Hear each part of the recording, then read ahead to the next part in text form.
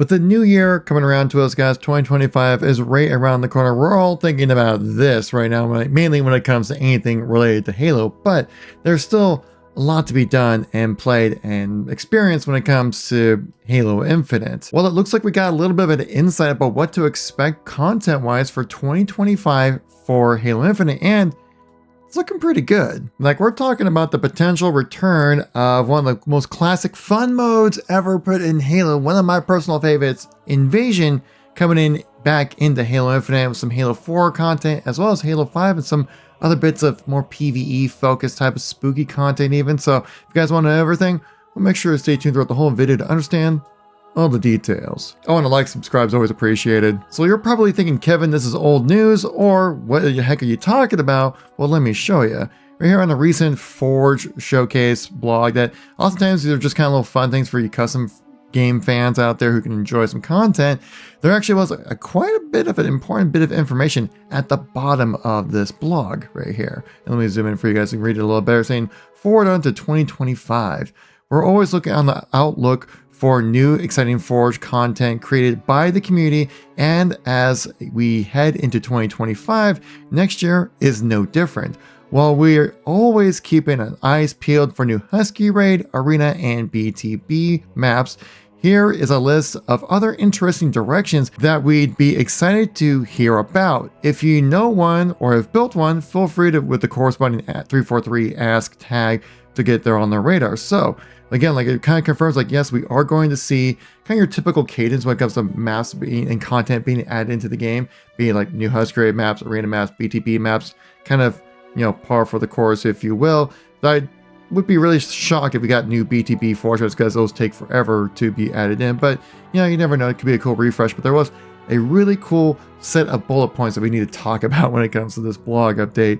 And one saying specifically maps of content that they were looking out for from Forgers out here, saying Invasion, Academy-themed linear PvE, Halo 4 maps and content, linear PvE experiences, linear spooky experiences, and Halo 5 themed PvP and PvE experiences. So what's the one common theme you see through all this? Well, there's gonna be a lot of PvE involved with it. So at least they're looking for content that could be utilized in multiple game modes, which would make a lot of sense to kind of optimize your efforts when it comes to adding in content to Halo Infinite. Now, I've seen the discussion about, hey, Forgers need to be paid and all that kind of stuff. We'll talk about that later in this video. Another part that caught my eye, and probably sure a lot of your guys' attention as well, was the information about Invasion being considered as a mode that could be added in for Halo Infinite. Now, people, I'm sure your initial impression is like, oh my god, playable elites, guys, they're making it happen. Hold your horses, because I highly doubt Invasion will bring playable elites for you guys to utilize. I'm sorry, but that's just not going to happen. Even though, I mean, I could be proven wrong. I did think that Halo Infinite was completely done with adding in new weapons into the sandbox, but obviously we got the MA5K SMG, which is a cool addition. Nothing too crazy, but it's nice that they added it in. But you can still play Invasion without having playable elites, right? But that was kind of a crucial element about this game mode, was that, like, it was an asymmetrical mode, right? Giving you the Covenant versus UNSC experience, that campaign experience, but in a multiplayer setting, which not very many games like try to really replicate that, especially in a multiplayer live experience. So that's what made this mode so cool. Plus, I'm a big fan of the mode Rush from Battlefield, so it kind of also played a little bit like Battlefield Rush, so I'm all for it. Yeah, I love this mode. But could we see it, Brandon? Possibly, especially if you expand it to even larger, to be a 24-player server instead of 16 players. Like, I mean, more the merrier, right, when it comes to these kind of things. But, I mean, would it be something that would get me to jump back in and play? I would say absolutely. I think it would get a lot of people into wanting to play Halo Infinite again. It seems to be the most strongest drawing factor for the Halo franchise right now. Is just playing off of nostalgia and knowing what works and just giving people what they want, which is something that's been kind of plaguing the Halo franchise, especially Halo Infinite, for the longest time. But we can go into that a little bit later. But I mean, if they're gonna be doing Invasion, I would love to see actually some new maps being created. I think that'd be really fun if they're gonna make an Invasion playlist. But of course, you would also want to see some classics like this map in particular.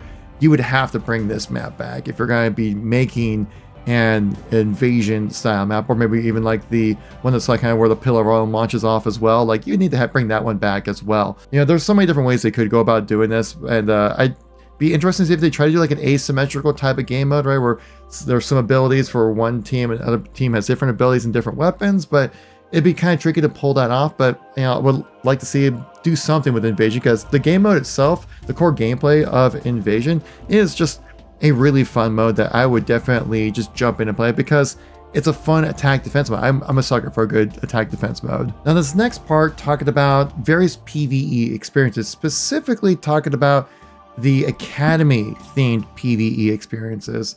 I'm kind of curious why specifically Academy, unless they're looking to try to do some kind of thematic season when it comes to that, whatever kind of content they want to do for Halo Infinite moving forward, maybe like a specific type of operations like themed around the Academy in some kind of way. So it seems like they want to do an Academy themed linear PvE, specifically mentioning that. Now I wonder if there'd be a possibility that they could actually maybe break into the Academy that's in the campaign that you can actually walk around in, and have that be like a linear mode, because that would be wild. I think it's something that they could do by bringing in this environment that we only had a chance to play, I think, one time through when the game first launched, right? To check out the Academy, walk around through the environment, stuff like that. This is all modeled out and a place that's in Halo Infinite. And it's kind of the same kind of thing what they did with the House of Reckoning, right? With the initial launch of Firefight, that they could utilize this area specifically when it comes to making a new Firefight experience that's based off of the Academy, which would be a fun thing to do. Just kind of repurpose some content that give people something to do. It seems to be the common theme when it comes to Halo right now. Just make sure there's utilize stuff that's already in the game or that was planned to release in the game, and maybe repackage it in a kind of way so that it can be utilized in the pseudo live service that Halo Infinite is in right now. Or possibly taking advantage of the training area, right? We have to learn all the different movements and things like that. Like that'd be kind of fun to kind of try out like in a testing environment, but have it be a PvE experience, and maybe try to remodel it in some kind of way where it all kind of connects together. That would be pretty cool. I'd be all for it. Especially just like seeing like this walkthrough right here, just kind of going through these different type of environments through the Academy. That's like, okay, this could be like a kind of a fun way to go from A to B and traverse through the map and kind of create some really interesting choke points and just gameplay experiences that you don't normally get when it comes to Firefight. Next is Halo 4 maps and content, which the content side might be maybe a little interesting, maybe involving Spartan Ops in some kind of way, possibly. But definitely we'll see some maps from Halo 4. Interesting enough, I don't know why specifically Halo 4, maybe just because like, hey, we need something else that we know we can remake and have a quicker turnaround when it comes to content creation. And of course, you would want to see Haven right here being remade in Halo Infinite. Even though like it looks a little samey, right? But it would just look so much better in Halo Infinite's art style than it would ever look in Halo 4's art style. So I would be definitely for that.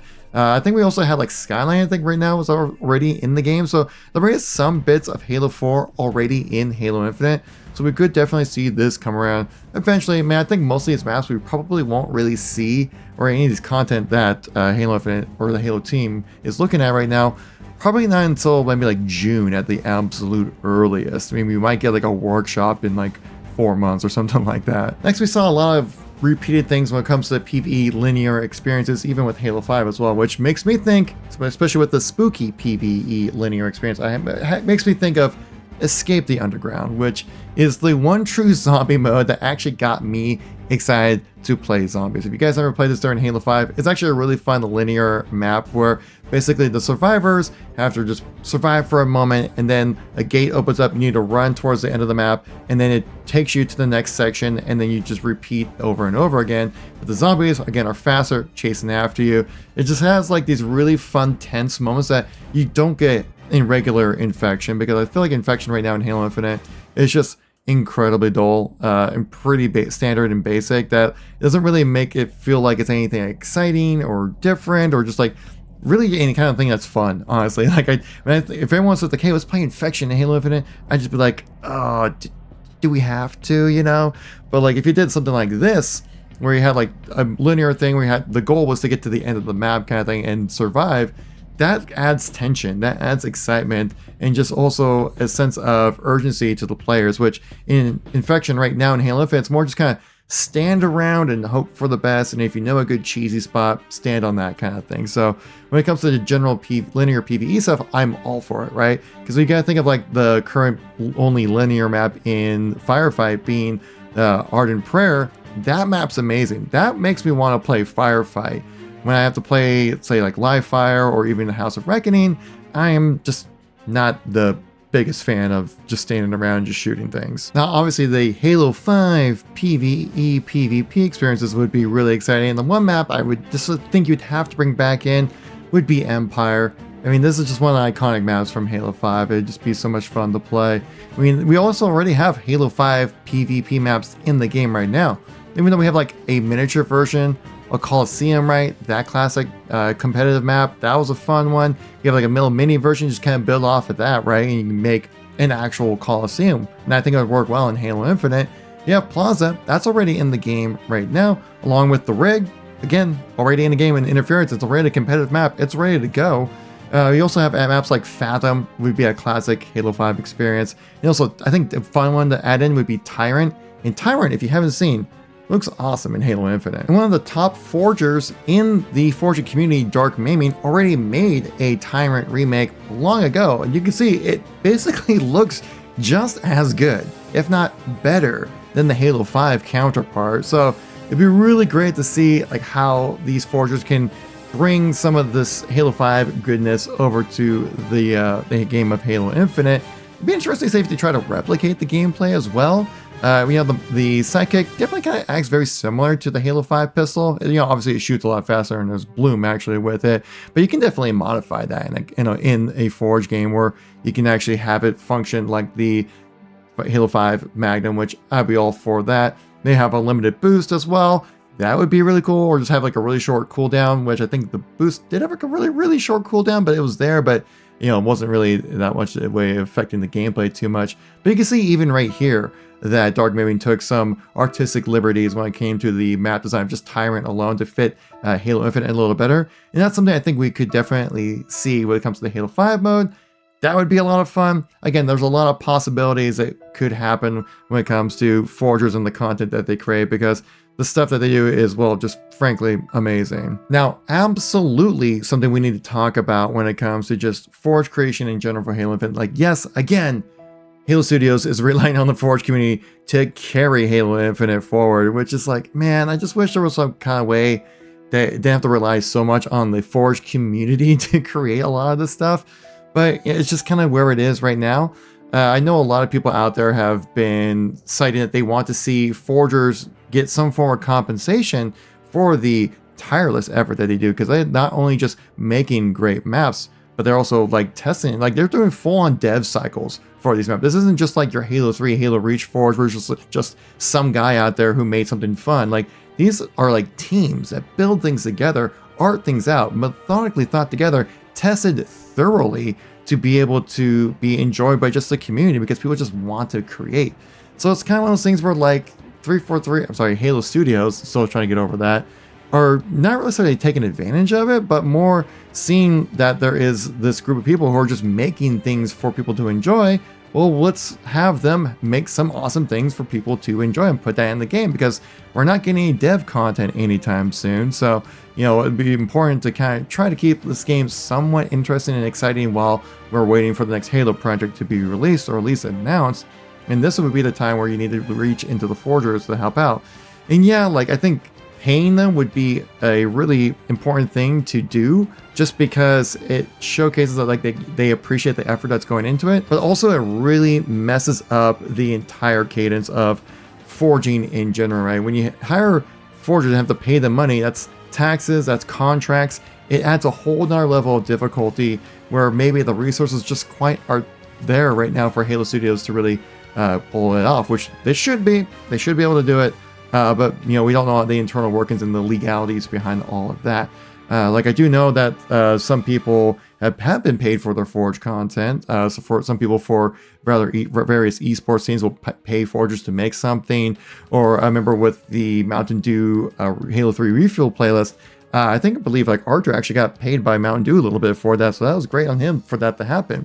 But I think it's also since it takes so much time and effort to make one of these Forge maps, right, for the community to enjoy, it's something I think you really need to kind of just, you know, realize that like you're kind of on the startup, you're working your way up to becoming maybe a map developer, if that's something that you aspire to be as a forger, right? It should be something that like, okay, this is something you can be added to your resume, that you collaborated with the developers of this team, made content within their engine, and made something that they thought was so good that they put it into the matchmaking system. You go through the entire map design process through Forge. So it's an invaluable experience. If you really are that ambitious about going into Forge and going even beyond that, it's something that I think if you're starting out in that industry or starting out in map design or want to get involved with the game industry, something like Forge and working with Halo Studios right now, I think is a really important aspect for those people to take advantage of. And I just don't ever see these people actually getting paid for the work that they have done, which I wish they would. I wish it was that easy, but I think it would overcomplicate things and really slow down the process to the point where you might not even get Invasion or Halo 4 content or even this PvE stuff that we've been talking about throughout the entirety of this video. So, I mean, I'm just trying to look at it for both sides, and like, yes, I want forgers to be recognized and paid properly. I want them to get what they are deserving, right? But also, I'm trying to look at it from the business side of things, and I understand that would really complicate and slow things down even more. And if anything, I'll probably put unnecessary deadlines on some of this content to actually get pushed out properly, because if you have contracts, you're going to have an end date. Something needs to be done by this time, and if a map needs more time, but the contract runs out, then you took all this time to make that content, and then it's gone forever and never gets put into it, and then we all just wasted 6 months to make a map that never got released, which, I mean, kind of seems to be the case mostly for Halo Infinite, but that's a whole nother story right there. But if you guys enjoyed this type of video, make sure to tap like and subscribe. Always appreciate it. Let me know what your thoughts on the content down below. I'll catch you on the next one. Peace out.